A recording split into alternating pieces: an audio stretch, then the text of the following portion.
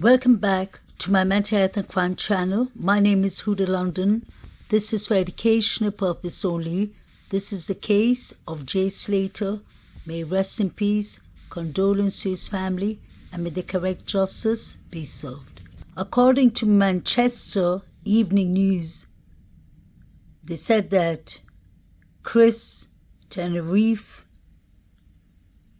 came out with an amazing new hypothesis.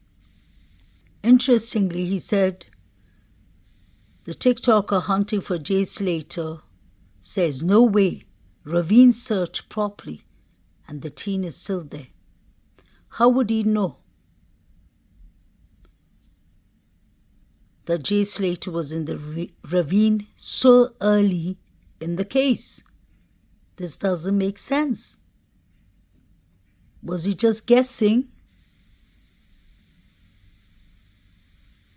Or did he have information? Because the Guardian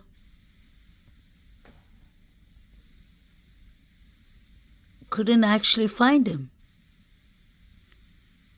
The searchers, the police that were searching, the volunteers, no one could find Jay Slater.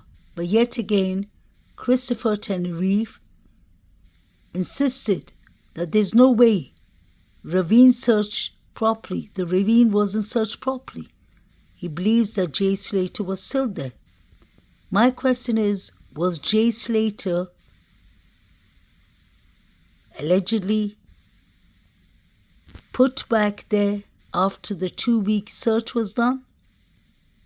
That would make more sense, because the dogs did not catch his scent at all. And let's not forget, they said allegedly that Jay Slater cut himself by a cactus, and he was asking Lucy if cactus are poison. So what they were trying to say is that he had a fall. Lucy clearly said in an interview that I told Jay, if you're going to listen to anything, get off there before you have a fall. Did she know that he was near the ravines? What does she mean by get down from there before you have a fall? It seems to me like she knew exactly where he was. Christopher, man looking for Jay Slater, says teen had an accident as he criticizes search efforts in Tenerife. Pay attention to that. Why was Christopher Tenerife so busy criticizing the police that were searching for Jay Slater? How could he have known so early on that Jay had an accident? I personally believe that's really concerning. If Jay cut himself on a cactus, he would have definitely left some DNA there. How come the dogs didn't trace his DNA? Could it be possibly that he wasn't at the ravine at all? That this is a cover-up allegedly, and he was put at the ravine after the 2 to 3 week search was stopped by the LaGuardia? Could that be possible? That would make more sense. Why would someone who was dehydrated, who came from a festival, who was partying for 3 nights, decide 8 in the morning to take a 11 hours walk in a very dangerous place without any mountain hiking equipment? He's never been to Masca before. Jay was on his first holiday. Jay did not look right at the nightclub. He looked like he was spiked. allegedly, something's not right here. Christopher said that he probably saw the sea from a distance and he thought that he could make it there easily. But yet again, Christopher Tenerife says from early in the search that Jay had an accident and he fell in the ravine. How would he know that?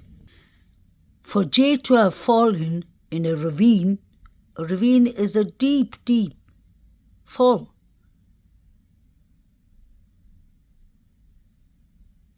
Was he walking blindsided? Jay would have definitely seen that, especially after he allegedly cut himself on a cactus, and just say he walked up to the gorge area, he would have noticed that this is not a walk that he could make without the hiking equipment. It doesn't make sense. Who does Chris work for?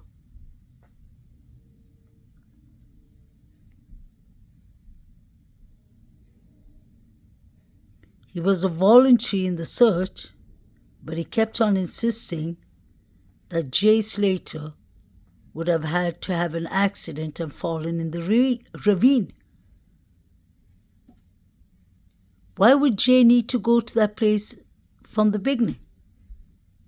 There wasn't any shortcut, like Warren said, his father. And this is what Chris said. No way the area was truly searched. Nowhere was the area truly searched. How would he know?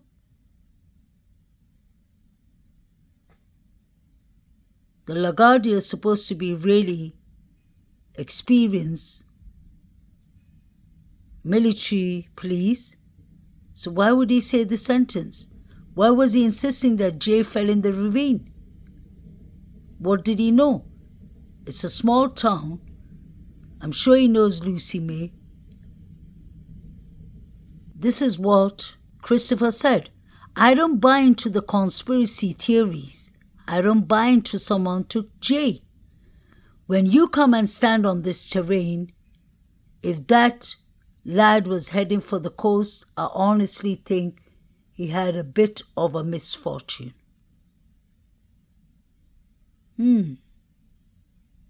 Strange. So he's debunking that there could have been any kidnapping. He believes that's all conspiracy theories. But he still yet believes that Jay walked that distance up the gorge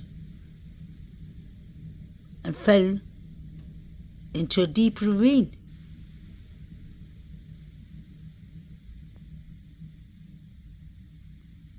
I wonder if he was guessing because allegedly Jay was found in a ravine. How did he know? There are paths to walk into the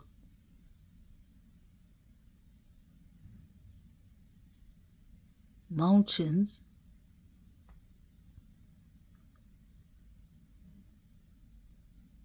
This doesn't make sense. Why would Jay choose to take this way?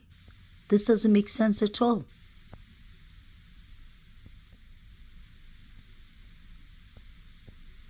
Unless Jay could have been running from someone.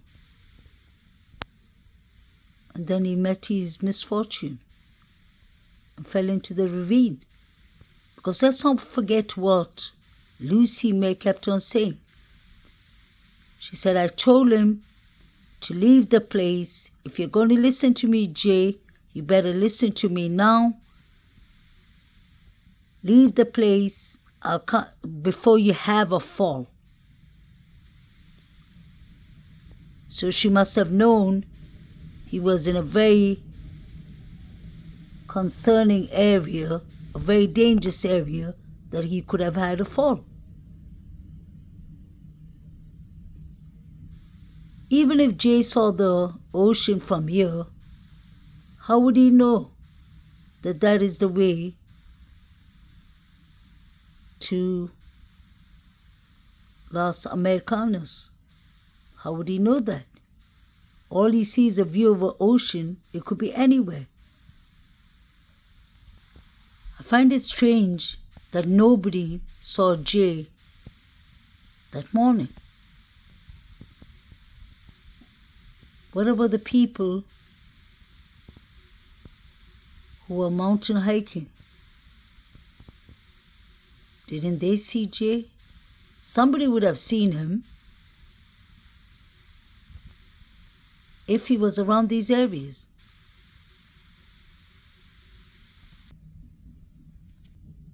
For doing this, and I know you're only doing this because Debbie's asked you to speak on behalf of them and to let people know what your best friend was like.